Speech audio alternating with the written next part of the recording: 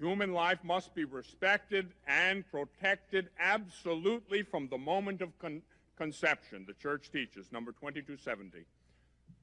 From the first moment of his existence, a human being must be recognized as having the rights of a person, among which is the inviolable right of every innocent being to life, the preeminent, the primordial, the quintessential right to life. Since the first century, the Church has defended this right to life of the unborn. Right in the teaching of the apostles, in the Didache, they taught, you shall not kill the embryo by abortion and shall not cause the newborn to perish. From the very first century of the Church's existence, we have taught that continuously.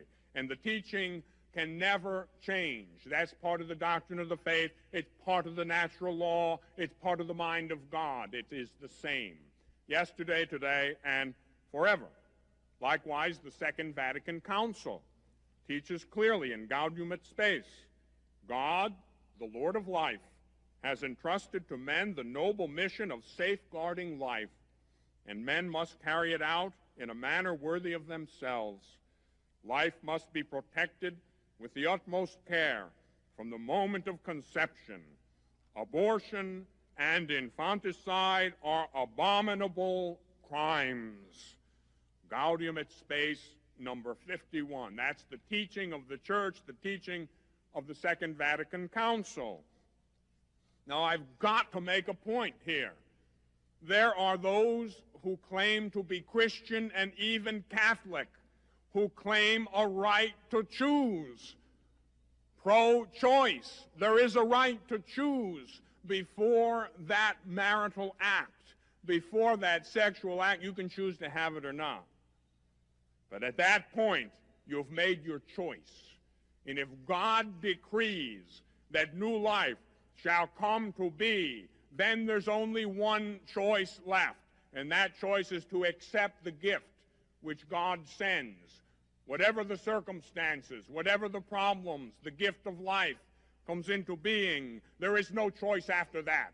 You do not have a choice or a right to do evil.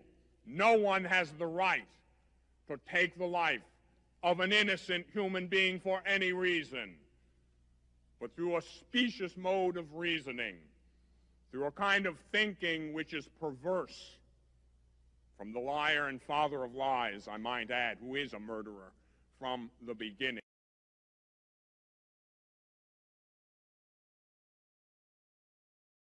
And it just strikes me, you know, we have 60 million Catholics, nominally at least, in this country.